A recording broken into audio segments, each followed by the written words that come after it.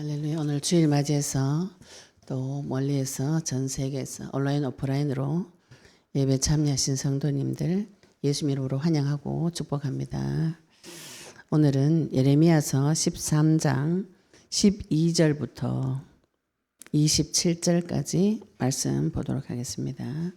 구약 성경 1072페이지입니다. 예레미야서 13장 12절부터 27절까지 같이 소리내서 읽도록 하겠습니다. 그러므로 너희는 이 말로 그들에게 이르기를 이스라엘의 하나님 여호와의 말씀에 모든 가죽 부대가 포도주로 차리라 하셨다 하라. 그리하면 그들이 내게 이르기를 모든 가죽 부대가 포도주로 찰 줄을 우리가 어찌 알지 못하리요 하리니 너는 다시 그들에게 이르기를 여호와의 말씀에 보라 내가 이 땅의 모든 주민과 다윗의 왕위에 앉은 왕들과 제사장들과 선지자들과 예루살렘 모든 주민으로 잔뜩 취하게 하고 또 그들로 피차 충돌하여 상하게 하되 부자 사이에도 그러하게 할 것이라. 내가 그들을 불쌍히 여기지 아니하며 사랑하지 아니하며 아끼지 아니하고 멸하리라 하셨다 하라. 여호와의 말씀이니라. 너희는 들을지어다 귀를 기울일지어다 교만하지 말지어다. 여호와께서 말씀하셨음이라.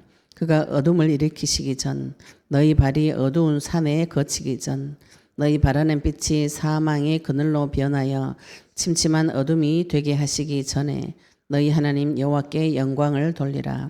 너희가 이를 듣지 아니하면 나의 심령이 너희 교만으로 말미암아 은밀한 곳에서 울 것이며 여호와의 양떼가 사로잡힘으로 말미암아 눈물을 흘려 통곡하리라. 너는 왕과 왕후에게 전하기를 스스로 낮추어 앉으라. 곧 영광의 면류관이 내려졌다 하라. 네겝의 성읍들이 봉쇄되어 열자가 없고 유다가 다 잡혀가되 온전히 잡혀가도다. 너는 눈을 들어 북방에서 오는 자들을 보라. 내게 맡겼던 양떼 네 아름다운 양떼는 어디 있느냐. 너의 친구 삼았던 자를 그가 내 위에 우두머리로 세우실 때에 네가 무슨 말을 하겠느냐. 네가 고통에 사로잡힘이 산고를 겪는 여인 같지 않겠느냐. 네가 마음으로 이르기를 어찌하여 이런 일이 내게 닥쳤는고 하겠으나 네 죄악이 크므로 네 치마가 들리고 네 발꿈치가 상함이니라. 굿신이 그의 피부를 표범이 그의 반점을 변하게 할 수 있느냐. 할 수 있을진데 악에 익숙한 너희도 선을 행할 수 있으리라. 그러므로 내가 그들을 사막 바람에 불려가는 건불같이 흩으리로다. 여호와의 말씀이니라. 이는 내 몫이요 내가 헤아려 정하여 내게 준 분깃이니 네가 나를 잊어버리고 거짓을 신뢰하는 까닭이라. 그러므로 내가 네 치마를 네 얼굴에까지 들춰내어 네 수치를 드러내리라. 내가 너의 간음과 사악한 소리와 들의 작은 산 위에서 네가 행한 음란과 음행과 가증한 것을 보았노라. 화 있을진적 예루살렘이여 네가 얼마나 오랜 후에야 정결하게 되겠느냐 하시니라. 아멘. 오늘 여호와의 통곡이라는 제목으로 말씀 증가하실 때 할 때 하나님께서 하나님 음성을 들려주시기를 예수 이름 축복합니다. 우리가 이제 율법적인 생각을 가지고 성경을 보시면은 굉장히 많이 찔립니다. 특히 구약 성경은 보시면은 계속 네 잘못했다 이런 게 자꾸 나와요. 오늘도 말씀 보시면은 전체적으로 하나님께서 교만하지 마라. 내가 너를 내 백성으로 삼고 우리 지난주에 너를 내 백성으로 삼고 나의 이름으로 삼고 내 명예로 삼고 나의 영광으로 삼았는데 네가 듣지 않는다. 이렇게 말씀하시면서 오늘은 뭐라고 하냐면은 교만하지 말라. 이렇게 말씀하시죠. 그래서 교만과 또 우상 숭배로 인해서 오는 수치심, 수치를 당하는 치마를 들쳐 올린다는 것은 굉장히 큰 수치를 말합니다. 그 수치가 오는 이유는 우상 숭배에서 그렇다고 말씀을 하나님께서 주고 계세요. 그런데 구석구석에 하나님께서 이런 얘기를 하시면서 이런 말씀을 하시면서 하나님의 마음을 예레미야의 마음에 빗대어서 말씀을 하시는 거죠. 그래서 예레미야가 눈물의 선지자다 이렇게 우리가 많이들 이야기하고 있는데 이 예레미야의 심정이 하나님의 심정인 것이죠. 오늘 그래서 우리가 굉장히 많은 저주 상태 속에서 이 세상에서 살고 있습니다. 근데 하나님은 내가 그 저주 상태 속에 빠져 있는 것을 모르는 것이 아니에요. 하나님은 다 알고 계시죠. 누가 모릅니까? 내가 모르는 것이죠. 그죠? 그래서 하나님께서 구약 성경에 사탄의 전략을 쫙 적어 놓으신 것이에요. 우리가 성경 볼 때 사탄의 전략이 보이지 않는다. 다 내 눈 찔러야 됩니다. 내가 책임져야 돼. 내가 잘못했구나. 심지어는 이 수치심은 자기 존재 가치를 부정당하는 느낌이에요. 그래서 내가 잘못한 거 이전에 떠나서 내 존재 자체가 부끄러운 존재이기 때문에 가려야 되는 거라. 그래서 자기 속을 이야기 못하는 이런 이상한 상태로 들어가 버립니다. 하나님께서 여기서 빠져나오는 길을 이미 우리에게 허락하여 주셨어요. 그리스도를 먼저 주시고 이 문제 사건과 대면을 시킵니다. 우리가 먼저 지금 언약 붙잡고 계속 기도하면서 이 문제가 이미 끝났다는 사실을 가지고 이 말씀을 보시면은 하나님 심정이 나에게 느껴져요. 하나님께서 지금 자기 백성을 보고 이스라엘을 보고 야단도 치시고 또 적군도 보내가지고 문제 사건도 터뜨리시지만 가장 깊은 곳에 있는 하나님 심정은 내 자식을 보고 통곡하는 심정이죠. 그리고 내 자식이 망할 때 기분 좋은 부모가 없습니다. 자녀의 고통을 보고 기분 좋고 내 자녀한테 자꾸 돈 안 주고 일 시키고 이런 부모 없어요. 애를 괴롭히는 부모는 없습니다. 자기 나름대로 내 마음에 사랑을 가지고 애를 계속 보살피는 것이죠. 그리고 우리 애기들이 이제 다 크고 나면은 어릴 때는 내 품 안에 있기 때문에 온갖 것을 다 해주지만 애가 나이 들어가지고 집을 나가면 도와주고 싶어도 못 도와줍니다.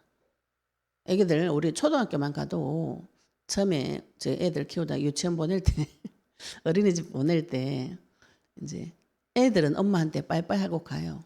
엄마들이 유치원 차 문에 매달려 가지고 엄마들이 울어요. 막 이러면서 갔다 오면은 애기는 친구들하고 놀고 너무 좋아가지고 엄마하고 오는데 엄마들이 다 눈에 눈물 흘리면서 막 이러면서 잘 갔다 왔네. 그렇게 되면 애기들이 다음에 뭐라 그러냐면 엄마 눈치를 보면서 안 가야 되는 거 아닌가 이런 생각이 막 들면서 어린이집을 안 가려고 그래요. 이 부모가 자기 자녀를 사랑하는 심정은 올라오는 것입니다. 이거 하나님 그 심정으로 나를 볼 때 네가 잘못했으니까 죽어야 된다. 율법적으로 보면 이렇게 보이죠. 그죠? 율법을 하나님께서 계속 그렇게 설명하고 계시기 때문에. 그런데 우리가 그리스도를 가지고 이 말씀을 보면 사단이 나를 이런 길로 데리고 갔구나. 오늘 이 본문에서는 세 가지가 나옵니다. 교만하다 하나님께서. 네가 수치를 당할 것이다. 우상 숭배한 결과 심판 날에 한 세 가지 정도. 우리 심령 속에 사람 마음은 다 교만한 게 들어가 있어요. 아버지가 마귀입니다. 요한복음 8장 44절에 아버지가 마귀다. 나쁜 아버지는 하나님처럼 되라고 거짓말로 주입을 계속해요. 우리나라 사람들이 주입식 교육을 많이 받죠. 그죠? 어떤 사람은 교회 가서 세뇌된 거 아닌가 이렇게 이야기하시더라고요. 그럼 니는 어디 가서 세뇌가 됐노? 자기가 이미 세상에서 세뇌가 되어 있는 것이죠. 그죠? 유교적인, 가부장적인 문화, 불교적이고 도교적이고 무속적인 그 문화에서 이미 세뇌가 된 상태에서 교회로 오는 것입니다. 하나님 앞에 그리스도로 세뇌가 되어야지. 그죠? 그리스도가 내 마음속에 깊이 들어오셔야 이 저주 상태에서 빠져나오실 수가 있어요. 교만하고 우상 숭배할 수밖에 없는 불안과 두려움, 그로 인해서 오는 수치감, 수치심, 수치를 당하는 일, 이 상태에서 빠져나오는 정결하게 되는 길은 그리스도밖에 없습니다. 우리가 이 그리스도를 가지고 이 관점으로 말씀을 보셔야 나에게 참 해방이 오고 나갈 길이 보입니다. 많은 분들이 내가 교만하고 내가 많이 알아요. 많이 아는데 어째 빠져나가는지를 모르는 거라. 그죠? 인생 살다 보면 우리가 수치를 당하는 일이 많이 있습니다. 제가 옛날 생각해보면 진짜 얼굴이 화끈거려가지고 말 못하는 일들이 너무 많아요. 그런데 그 수치가 예전에는 저를 굉장히 찔렀어요. 그 수치심이 올라올 때마다 진짜 죽고 싶어 어디 가가지고. 그런데 그리스도를 만나고 나서 그 수치감이 수치스러웠던 그 사건이, 내 연약했던 그 사건이 오히려 자랑할 수 있는, 하나님 앞에 가서 다 제단에 올려가지고 정리를 다 하고 메시지 받은 것은 오히려 나의 수치를 드러내서 자랑할 수 있을 정도로 하나님께서 회복시켜 주셨어요. 그래서 제가 이제 영상을 통해 가지고 저의 일을 이렇게 제가 받은 응답을 조금씩 이렇게 간증을 했는데 어떤 분이 저한테 전화하셔가지고 굉장히 목사님인데 진솔하고 솔직하게 많은 것을 털어놓으신 것 같다 이렇게 얘기하시더라고요. 영상에 100분의 1도 못했습니다. 그래서 이제 모든 분들이 듣기 때문에 모든 사람이 들어도 괜찮은 내용만 하다 보니까 제가 치열하게 쌓았던 부분은 다 개인적으로 오시면 세밀하게 알려드립니다. 하나님과 나와의 관계에서 오는 그 기쁨이 그리스도 붙잡은 자에게는 계속 오게 되어 있어요. 이 기쁨을 맛을 보셔야 됩니다. 우리 어떤 집사님이 이런 얘기 하셨어요. 영원한 빛도 안 보고 나는 맨날 수박 껍데기만 핥아 먹었구나. 처음에 오셔가지고 우리 집사님 그 얘기 하시더라고요. 수박 소금 맛을 못 보고 우리 집사님 아파가지고 막 전국을 돌아다니면서 계속 온갖 집회 다 다녀보고 치유 세미나, 치유 집회 이런데 치유한다는 데 다 다녀봤는데 영원한 빛 복음을 듣고 나서는 내가 수박 껍데기만 핥고 수박 속은 못 먹었구나 이렇게 느낌을 이야기하셨어요. 진짜의 것을 먹어보시면 그리스도 안에서 오는 참 기쁨을 받아보시면은 다른 길로 가지 않습니다. 이 응답을 받으셔야 돼요. 하나님한테 이걸 달라고 매달리셔야 됩니다. 하나님 앞에 가서 무엇을 달라고 매달리는가요? 나는 하나님 만나고 싶고 하나님 내 인생의 주인 되어주셔서 그리스도로 인해서 오시는 그 참 기쁨, 참 자유, 나 그것을 받고 싶다고 그걸 붙잡고 매달리시는 것이 지금 우리가 하는 영적 기도입니다. 나 주인으로 바꾸는 기도. 주인은 진짜 주인은 좋으신 분이에요. 너무 가짜 주인한테 악한 주인한테 너무 오랫동안 시달려가지고 좋으신 친아버지를 만났는데 옛날에 내 유괴해가지고 앵벌이 시켰던 그 아버지처럼 자꾸 느껴지는 이런 생각이 많이 들어옵니다. 이거를 그리스도로 계속 불태우셔야 돼요. 오늘 또 사단의 전략이 이 말씀을 통해서 눈이 열리시기를 예수님 축복합니다. 우리가 지난주에 하나님께서 13장 11절에 그들로 내 백성이 되게 하고 내 이름과 명예와 영광이 되게 하려 했으나 그들이 듣지 아니하였느니라 이렇게 말씀하셨어요. 하나님 나를 향한 원래 계획은 네가 내 이름이다. 이거는 하나님은 내하고 동일시하시는 거죠. 네가 내 백성이다. 자기 이름을 걸었다는 것은 모든 것을 건 것입니다. 하나님 자기 자녀에게 모든 것을 걸었어요. 명예와 영광이 되게 한다. 영화롭게 만들어주시는 찬송을 부르는 영화로운 존재로 우리를 만들어주시는 좋으신 아버지예요. 12절부터 14절에 보시면은 이건 요 당시에 속담 같은 이야기라 그래요.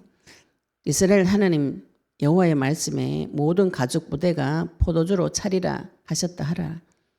이제 하나님이 이 가죽 부대에 모든 가죽 부대에 포도주가 차겠다 이렇게 말하라고 했더니 사람들이 그가 네게 이르기를 모든 가죽 부대가 포도주로 찰 줄을 우리가 어찌 알지 못하려.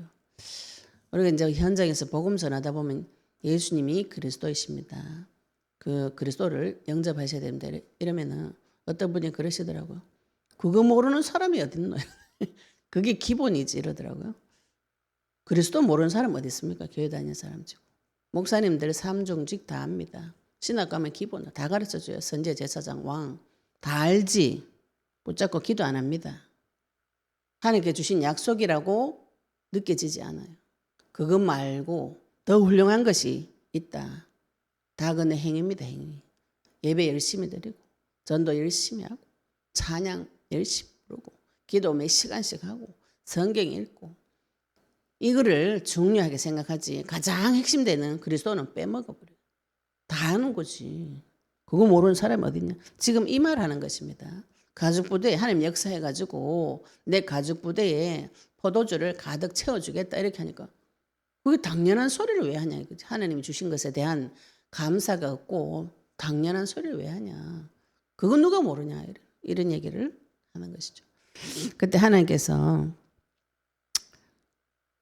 13절에 너는 다시 그들에게 이르기를 여호와의 말씀에 보라. 내가 이 땅의 모든 주민과 다윗의 왕위에 앉은 왕들과 제사장들과 선지자들과 예루살렘의 모든 주민으로 잔뜩 취하게 하고 이 선지자 제사장 왕 이 그리스도가 다 취했다. 이게 무슨 뜻인가요?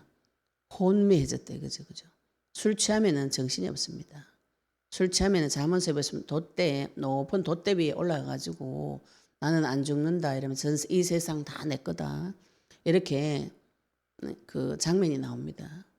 술이 취하면은 사람이 혼미해져요. 하나님께서 다 혼미하게 잔뜩 취하게 되고 서로 비차 충돌하여 상하게 하되 부자 사이에도 그러하게 할 것이라. 그러나 내가 그들을 불쌍히 여기지 아니하고 사랑하지 아니하며 아끼지 아니하고 멸하리라 하셨다 하라. 여호와의 말씀이니라. 하나님께서 이렇게 말씀을 줄 때 거부하고 당연한데 지금 무슨 소리 하냐 이렇게 할 때 하나님께서 어떻게 심판하신다고요? 말대로 가만히 놔두시는 것이죠. 그 포도주 가득 채워진 거 다 먹으면 어떻게 되나요? 포도주도 한두 잔 먹으면 건강에 좋은데 다 먹으면 취하게 됩니다. 하나님께서 포도주를 주셨어요. 포도주가 많은 의미가 있어요. 근데 그걸 선용, 하나님 손에 잡혀서 쓰는가, 마귀 손에 잡혀버리는가 이 차이입니다. 마귀 손에 잡히면은 포도주 먹고 취하면 어떻게 되나요? 정신 없어지죠. 그걸 누가 그렇게 했는가? 사단이 하나님 말씀을 거부하고 술 취한 것 같이 자기 생각으로 끌고 와서 쾌락으로 끌고 가고 음란한 쪽으로 끌고 가게 되면은 하나님께서 그들을 불쌍하게 여기지 않겠다. 이런 말씀 보면 가슴이 덜덜 떨립니다. 하나님은 그럼 나를 잘못하면은 불쌍하게 여기지 않고 사랑하지 않고 아끼지 않고 멸해버리겠네. 이런 생각이 들어오면 무섭죠, 그죠?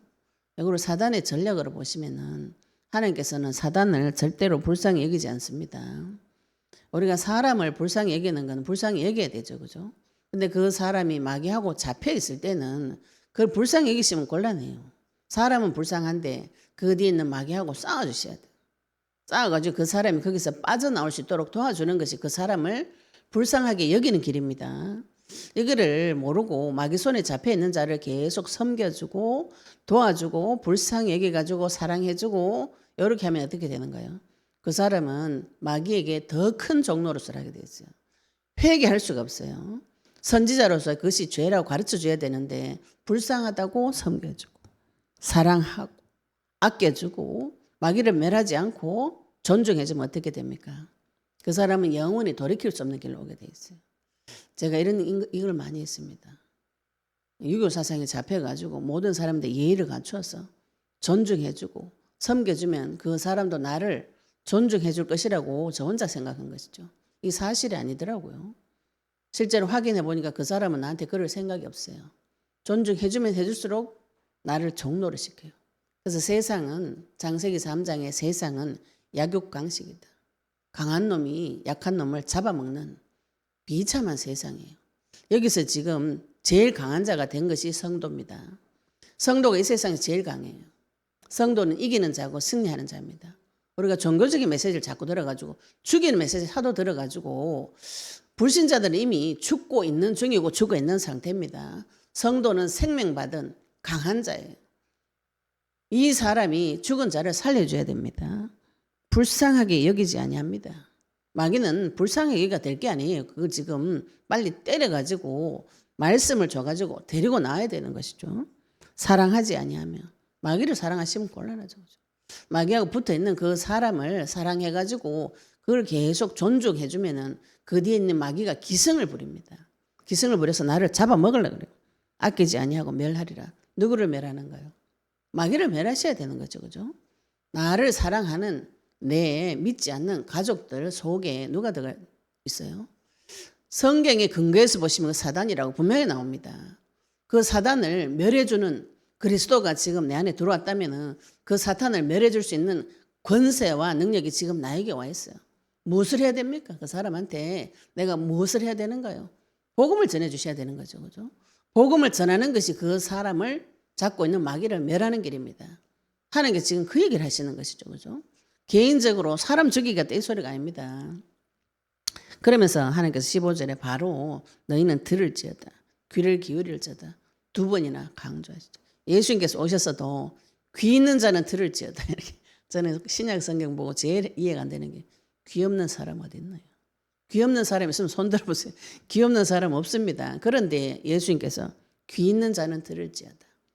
구약에 보면은 귀가 막히고 눈이 막히고 마귀 전략 귀를 막고 눈을 막고 입을 막아서 벙어리 개가 되게 하고 봉사를 만들고 못 듣게 하고 이 사단의 전략입니다.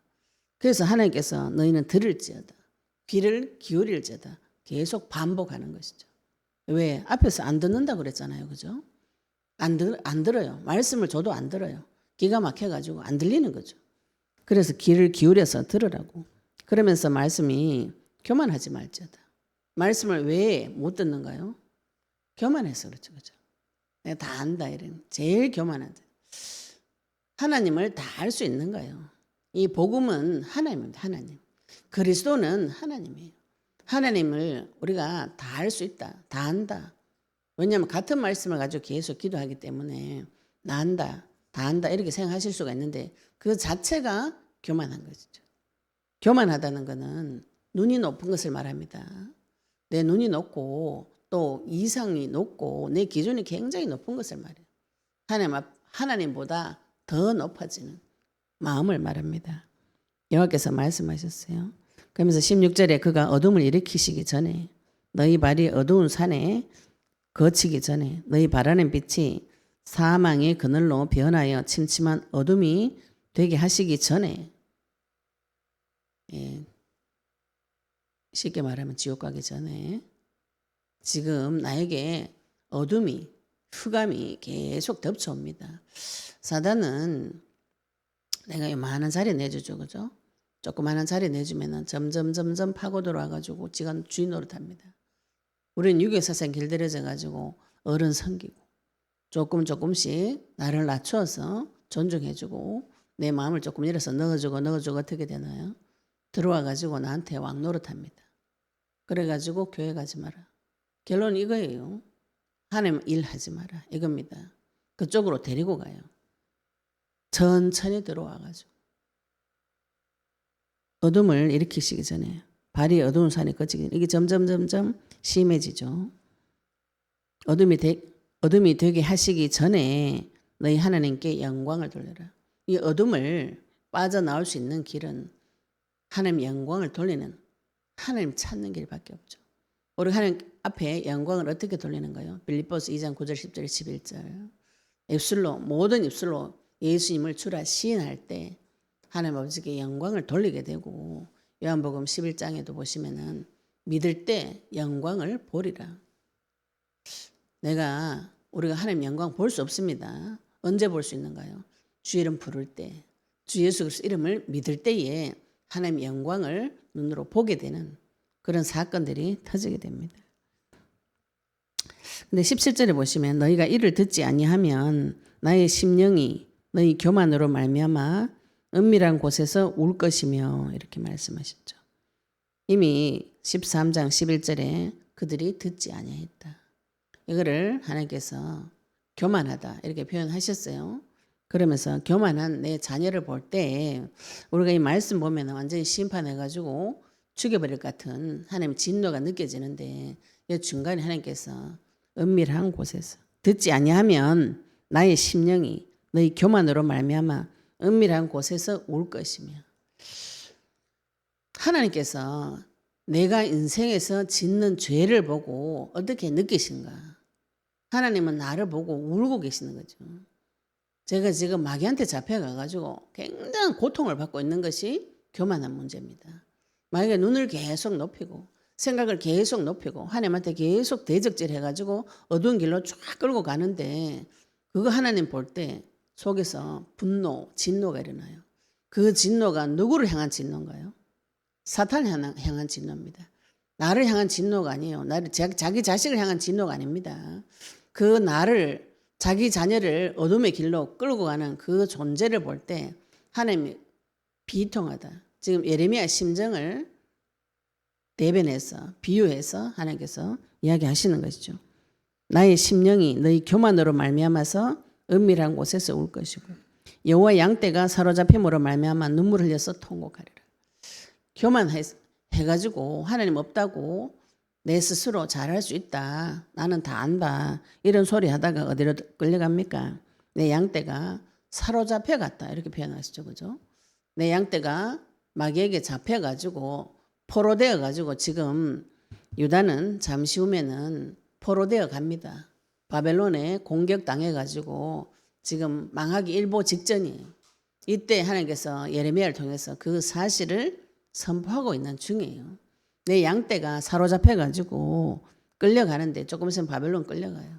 시드기야 왕, 지금 요 시대는 여호야김 왕 시대입니다. 여호야김 왕이 18살에 왕이 올랐어요. 그러니까 어머니가 섭정을 하는데 그 옆에 왕권을 가지고 같이 섭정을 했습니다.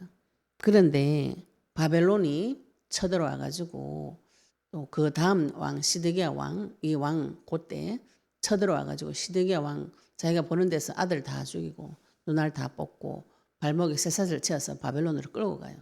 지금 그 당시 바로 앞에서 지금 예레미야가 예언하는 장면이에요. 양떼가 사로잡혀가는 감으로 말미암아서 사로잡힘을 말미암아서 눈물을 흘려 통곡하려.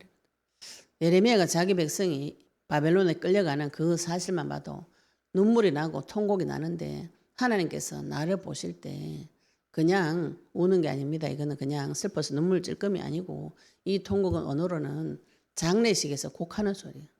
장례식에서 창자가 끊어지는 그런 통곡을 말합니다. 그래서 예레미야 애가 창자가 찢어지는 고통의 통곡, 눈물을 말합니다.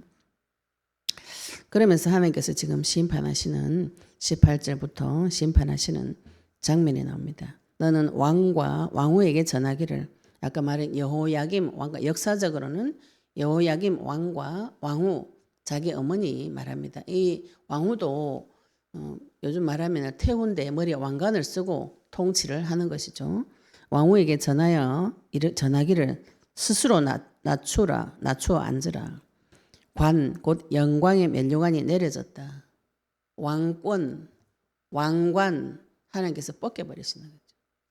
가짜 왕, 세상, 임금, 면류관은 하나님께서 벗겨버리시겠다는 것이죠. 그게 십자가 부활 사건으로 진짜 왕이 오시면서 이 가짜 왕, 유다 왕이었는데도 불구하고 하나님 앞에 우상 숭배하는 길로 계속 데리고 간 것이 여호야김이에요. 여호야김 왕, 시드기야 왕, 이 사람들은 하나님을 찾지 않고 친애굽주의, 친애굽 정책을 쓰는 왕이었어요. 애굽에게 가서 도와달라고 하고 또 그러다가 바벨론한테 완전히 당해가지고 죽어버리는 이런 사건을 저질렀는데 그 가짜 왕, 여호와를 의지하지 않는 거짓 왕 면류관은 하나님께서 내려버리겠다는 것이죠. 지금 그 사건이 어디서 벌어졌는가요? 십자가 위에서 부활하시고 죽으시고 부활하실 때 가짜 왕의 통치자들, 권세자들 다 드러내어서 하나님께서 구경거리로 삼으시고 지금 이 왕의 권세와 능력이 바벨론 포로되어 갈 때 다 드러나서 자기 왕이 무력하다는 것을 다 드러내셨어요. 이스라엘 민족이 남유다 사람들이 우리 왕이 유능할 것이다. 왕을 믿고 살았는데 그 왕이 오히려 포로로 끌려가게 하는 주범이었다는 것을 하나님께서 다 드러내어서 수치를 줘버리겠다. 이 말씀이신 것이죠. 왕과 왕후의 면류관 내려졌다 해라. 네겝의 성읍들이 봉쇄되어 열자가 없고 유다가 다 잡혀가되 온전히 잡혀가도다. 네겝은 남유다 지역의 그 광야지대를 말합니다. 그것이 성읍이 봉쇄되어 열자가 없고 유다 지역의 남쪽 지역에 있는 성읍이 다 문이 잠겨서 열자가 없고 유다가 다 잡혀가되 온전히 잡혀가도다. 이거 지금 바벨론에 포로되어 간다고 이 예언을 하고 있는 것입니다. 그러면서 너는 눈을 들어 북방에서 오는 자들을 보라. 내게 맡겼던 양떼, 네 아름다운 양떼는 어디 있느냐. 하나님께서 질문하죠. 이 지도자에게 질문합니다. 왕에게, 왕후에게 질문합니다. 북방에서 오는 것은 바벨론에서 지금 쳐들어오는 자를 말해요. 자기가 친구 삼았던 그 강대국들이 유다를 치러 옵니다. 하나님 말고 주변에 믿고 의지했던 강대국들이 이스라엘을 치러 오는 것이죠. 봐라, 그들 봐라. 하나님께서 내가 네게 맡겼던 양떼, 네 아름다운 양떼 어디 있느냐. 자기에게 맡겨준 백성, 어디로 가버린 거예요? 바벨론으로 포로로 잡혀다 가고 있습니다.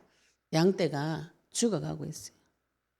그러면서 21절 너의 친구 삼았던 자를 그가 네 위에 우두머리로 세우실 때 이 사람이 지금 여호야김이 시드기야가 애굽을 자기 친구로 삼아가지고 도움을 요청했는데 바벨론 쳐들어오니까 이 느부갓네살 왕이 쳐들어와가지고 갈그미스 전투에서 완전히 이겨버렸어요.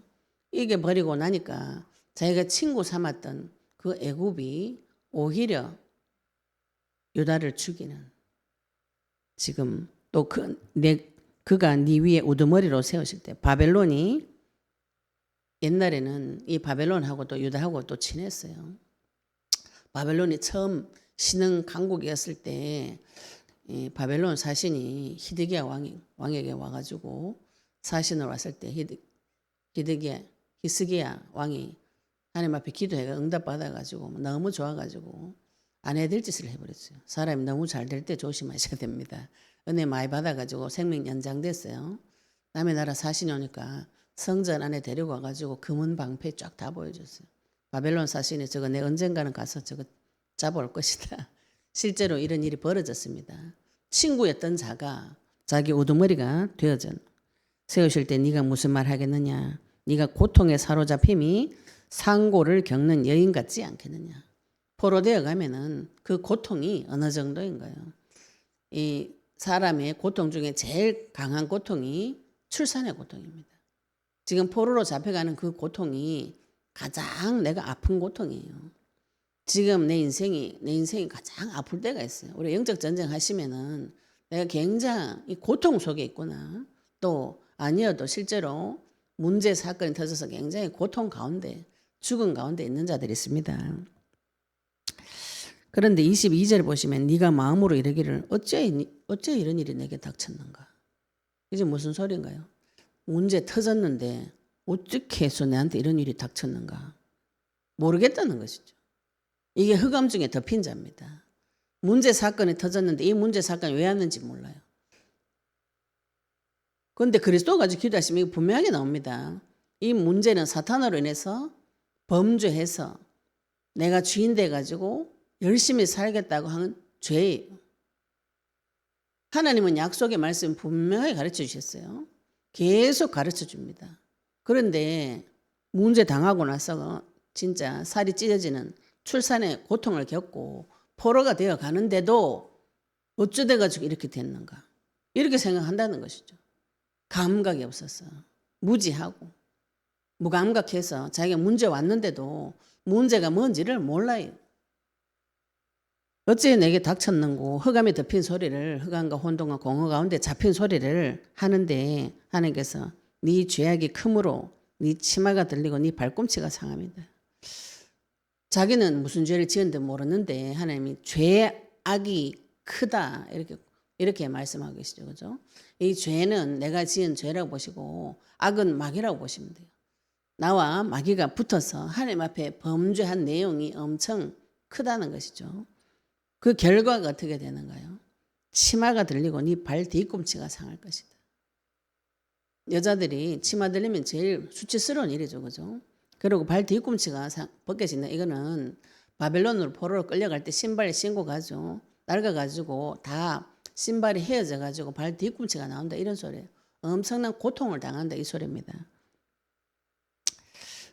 네 발 뒤꿈치가 상함이니라. 죄악이 커서 하나님을 거절한 교만한 결과 이런 일들이 벌어지는 것입니다. 그러면서 23절에 구스인이 그의 피부를 구스는 지금 아프리카 흑인을 말합니다. 구스인이 그의 피부를 표범이 그의 반점을 변하게 할 수 있느냐. 그냥 변하지 못한다는 것이죠. 그죠? 사람 피부색을 바꿀 수는 없어요. 표범 무늬 얼룩덜룩한 거 이거를 바꿀 수 없습니다. 할 수 있을진데 악에 익숙한 너희도 선을 행할 수 있으리라. 이거 도대체 무슨 소리예요? 죄를 막 지어가지고 지옥 막 가는데 이거 아무래도 너희들 힘으로는 안 된다는 것이죠. 하나님께서 오셔야만 선을 행할 수가 있습니다. 바꿀 수가 없어요. 사람 힘으로는 마귀를 이길 수가 없습니다. 사람의 능력으로는 자기의 죄악 처리할 수가 없어요. 그러나 하나님은 하실 수가 있는 것이죠.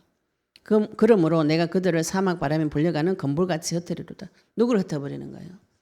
하나님을 대적하는 교만한 자를 지나가는 건불처럼 태풍, 광풍을 줘가지고 다 흩어버리는 거죠.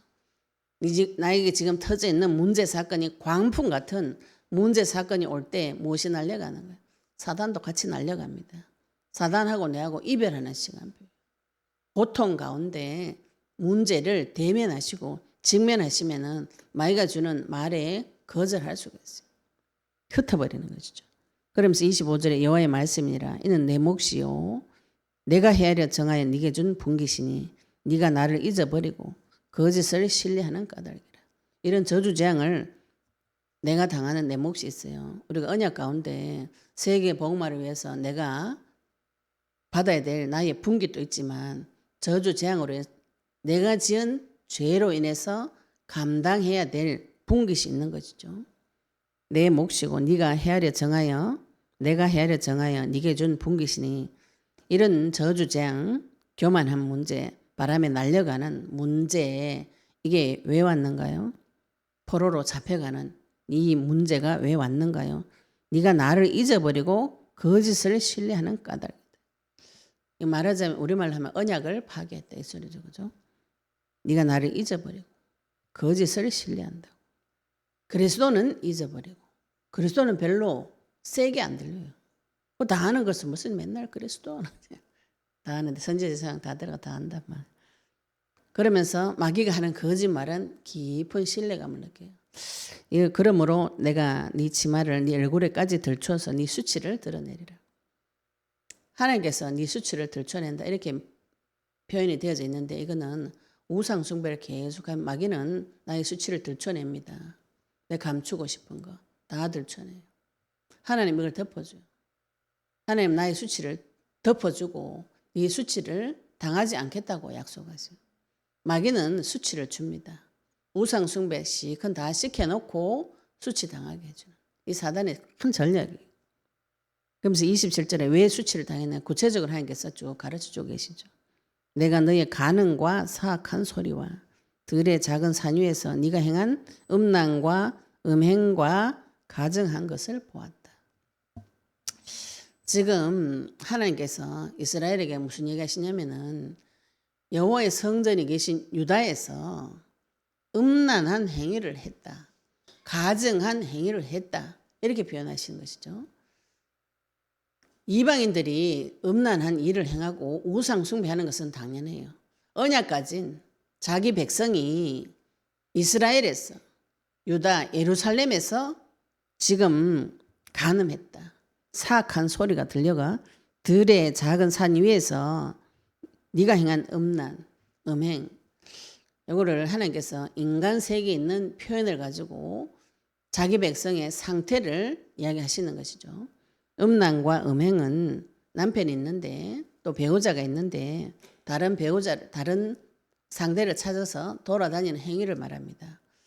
하나님이 나의 남편인데 하나님을 두고 다른 남자를 찾으러 막 돌아다니는 나의 배우자를 두고 다른 상대를 찾아서 막 돌아다니는 것을 음행, 음란 그러면서 가증한 것이라고 표현하셨어요. 이 당시에 이스라엘이 무슨 가증한 일을 행했는가? 이 가증하다는 뜻이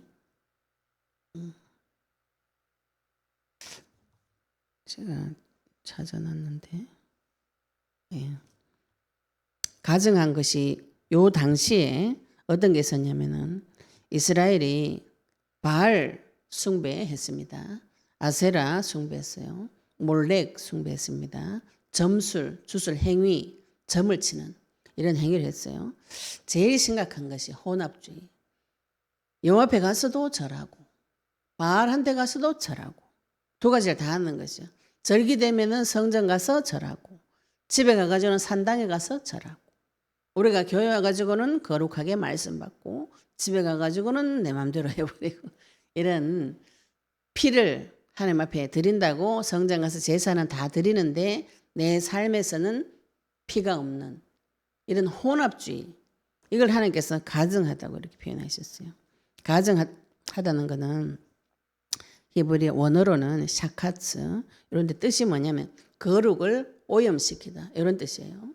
하나님의 거룩을 스스로 오염시키는 행위가 우상 숭배하는 행위입니다. 그래서 요 당시에는 바알을 숭배하면 바알이 풍요와 다산을 상징하는 남자 신이에요. 이 남자 신의 부인이 아세라 신이에요. 이 당시에 농경 사회이기 때문에 농사를 지어가지고 풍요롭게 되는 것이 모든 인생의 소망입니다. 지금도 동일하죠. 그죠? 돈 많이 벌어서 부자 사는 것이 좋은 것이죠. 이 일을 위해서 산에다가 산당을 짓고 거기다가 음란한 행위를 하고 소리를 한다는 것은 요 신전에다가 창기를 두고 다산을 위해서 성적인 행위를 하도록. 그래서 지금 창녀가 어디서 나왔냐면 이 신전에서 나온 겁니다. 이런 행위를 하는 것을 하나님께서 가증한 것이다.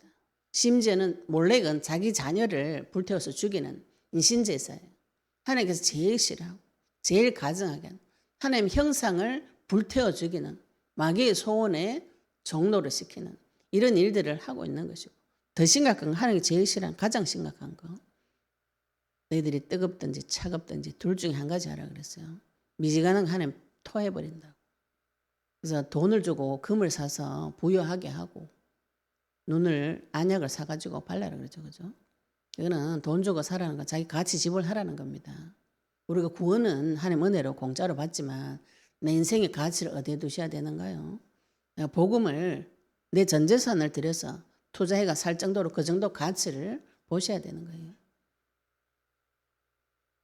네, 그런데 하나님 형상으로 된 자녀 잡아 죽이고 하나님 앞에 가가지고는 성전 가서 제사를 드리고, 형식적으로는 내가 하나님 앞에 성전 가서 예배 드리고 실제 삶에서는 우상 숭배하고, 여기에 하나님하고 언약 파기했다 이런 뜻이에요.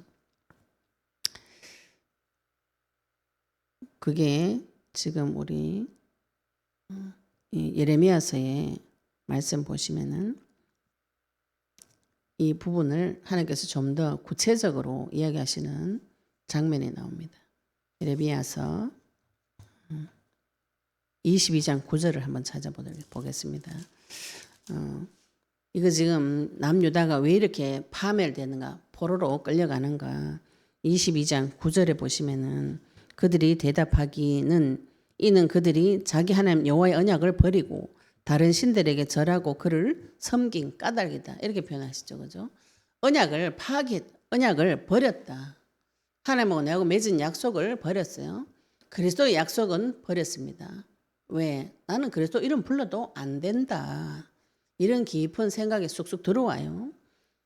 근데 기도 중에 가장 강력한 기도가 주 이름 부르는 기도입니다.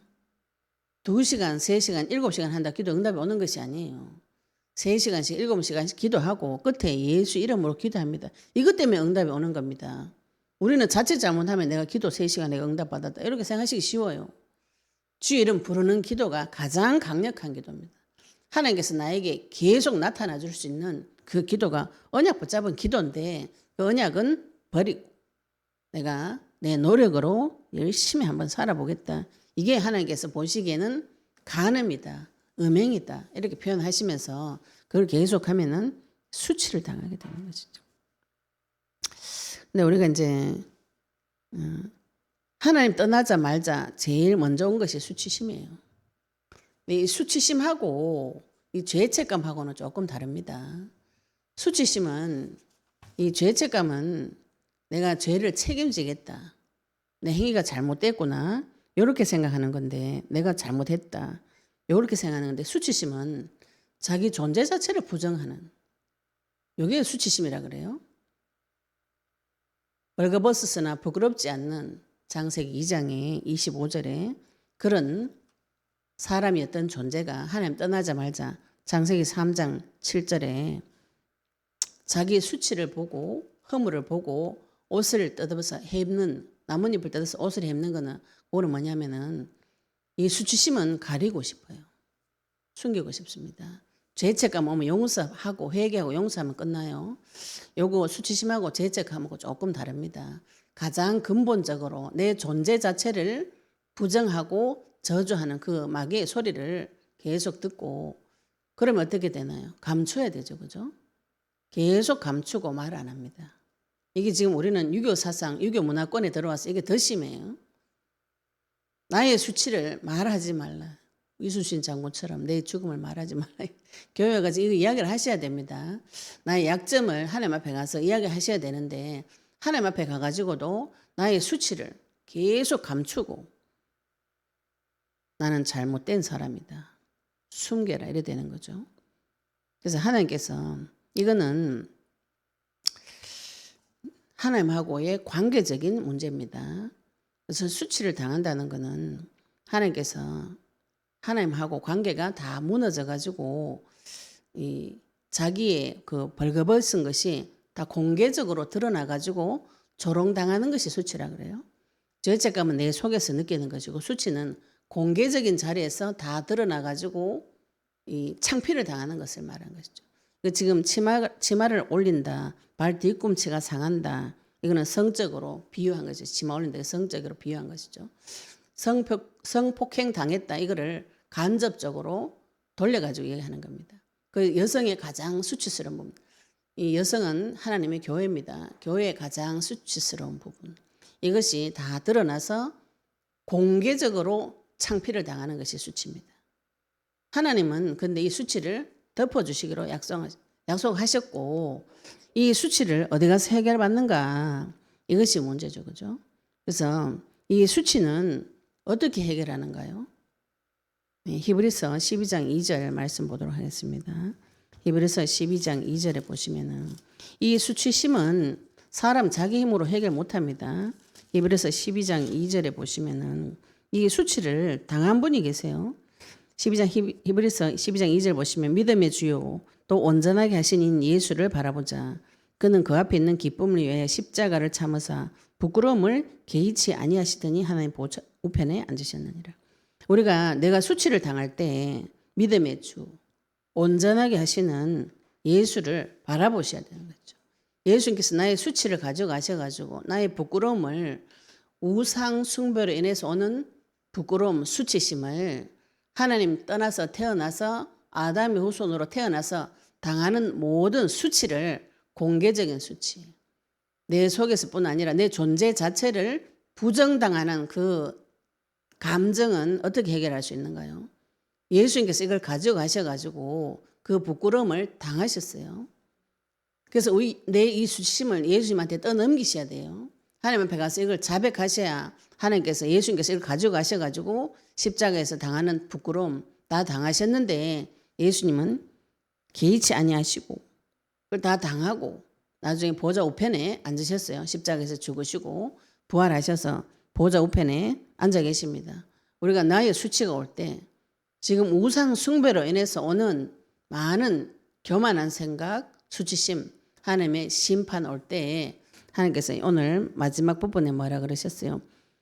예루살렘이여 네가 얼마나 오랜 후에야 정결하게 되겠느냐.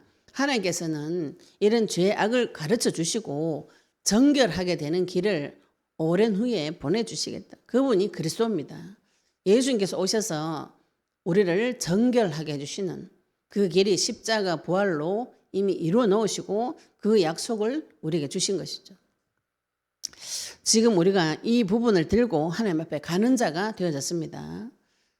나에게 있는 교만한 생각들, 하나님 말씀 듣기 싫은 거, 눈 높은 거, 또 하나님 앞에 심판을 받아서 인생이 박살나는 거, 우상 숭배로 인해서 오는 수치심, 내 존재 자체를 부정당하고 공개적인 자리에서 마귀는 부끄러움을 당하게 하는 그런 전략을 씁니다. 그래야 인생 박살나죠. 그죠? 근데 그 문제는 나를 정결하게 해주시는 그 분만이 해결해 줄 수가 있어요. 어디 가서 해결받습니까? 교만한 거, 눈 높은 거, 생각 높은 거, 내 기준 높은 거, 불신자들이 이거 훌륭한 생각이라 하죠. 그죠? 훌륭한 생각도 하나님 손에 잡혀야 훌륭해지는 것이지 마귀 손에 잡히면 그 생각 가지고 하나님 대적합니다. 이걸 들고 그리스도 앞에 오시면은 하나님께서 이 교만을 마음을 낮춰주시고 교만하게 하는 왕관을 내려버리고 나의 죄는 정결하게 만들어 주시고 선지자로서 말씀 주셔서 지혜 주셔서 이 세상을 정복하고 다스리는 자로 회복시켜 주 선을 행할 수 있도록 도와주시는 분인 것이죠. 우리가 지금 이 약속을 붙잡고 기도하고 있어요. 지금 나에게 올라오는 많은 문제들 하나님 앞에 교만하고 수치를 당하고 하나님 앞에 심판을 당하고 죽을 같은 고통 속에서 우리가 지금 누구를 바라보는가요? 예수를 바라보라고 그러죠. 히브리서 12장 2절에 예수를 바라볼 때 바라보기만 해도 우리 자꾸 뭔가 열심히 하고 싶은데 예수를 바라볼 때 그분이 나의 모든 것을 짊어지고 죽으시고 부활하시면서 부끄러움을 해결하시고 수치를 해결하시고 교만을 해결하시고 지혜로운 자로 회복시켜 주시고 그 뒤에서 조정했던 가짜 왕관 다 뺏겨버리는 이런 일들을 십자가 부활로 완성하셨어요. 우리가 그 약속의 말씀 붙잡고 있는 자입니다. 이 세상에서 이기는 자로 승리하신 분의 종이기 때문에 우리는 승리한 자로 그래서 하나님께서 우리를 착하고 충성된 종 충성되고 지혜로운 종으로 여겨주시는 것이죠. 오늘 말씀 붙잡으시고 하나님 내가 교만하고 수치를 당하고 우상 숭배를 해도 그리스도를 통해서 나를 정결하게 해주시는 피를 발라서 깨끗하게 해주시고 나의 수치도 감당해 주시고 나의 교만도 깨어주시고 내 뒤에 나를 잡고서 어둠의 길로 끌어가는 그 왕의 왕관도 벗겨주실 수 있는 언약 붙잡으시고 그리스도 언약 붙잡으시고 승리하시기를 예수 이름 축복합니다. 오늘 받으신 말씀 가지고 같이 기도드리도록 하겠습니다. 하나님 내 인생이 교만합니다. 내가 수치를 당하고 우상숭배 어리석고 하나님 알지 못하는 그 속에 있지만 나를 정결하게 해주시고 왕의 왕관을 벗겨주시고 내 귀를 열어주셔서 하나님 앞에 낮추어져서 음성 들을 수 있도록 우리 오늘 받은 말씀 가지고 같이 동성으로 기도드리도록 하겠습니다. 하나님 아버지 은혜 감사합니다. 우리 그리스도 약속의 말씀 주시고 아버지 하나님 주신 말씀에 감사함도 없고 교만해서 하나님을 대적하던 그 자리 아버지 우리 귀를 열어서 말씀 들을 수 있도록 주님 인도해 주옵소서. 하나님 아버지 내가 죄를 짓고 교만할 때 하나님께서 포로로 잡혀가는 자기 백성을 보고 심장이 끊어지는 아버지 통곡하는 주님의 심령이 우리 심령에 새겨지도록 주님 인도해 주시옵시며 하나님께서 보복해 주시고 세상 왕의 권세를 다 무너뜨리고 아버지 우상 숭배에서 더러워진 아버지 그 수치를 당할 수밖에 없는 그 자리에 예수님께서 직접 그 수치를 다 당하고 주님 바라볼 때 나를 정결하게 해주시는 피곤세 우리에게 허락해 주시니 감사합니다. 아버지 하나님 심판 내 앞에서도 나의 보호자 되시고 변론하시는 주 예수 그리스도 피로 말미암아서 우리를 정결하게 하시고 선을 행할 수 있도록 아버지 도와주시옵시며 내가 아버지 이 땅에서 교만하고 수치를 당하고 하나님 앞에 심판당할 때 더욱 주의 피가 필요한 줄 믿습니다. 어둡고 캄캄한 종에 들어가도 주 예수 그리스도 피 언약의 말씀 붙잡고 그리스도 붙잡고 주님과 같이 동행하는 자 되도록 주님 축복하여 주셔서 이 땅에서 이기는 자로 이긴 증거 가지고 나 자신을 먼저 살리고 많은 영혼을 살릴 수 있도록 주님 축복하여 주옵소서. 아버지 안에 감사드리며 예수 그리스도 이름으로 기도드렸습니다. 아멘. 네, 528장 찬양 드리시면서 하나님 앞에 헌금 올리도록 하겠습니다.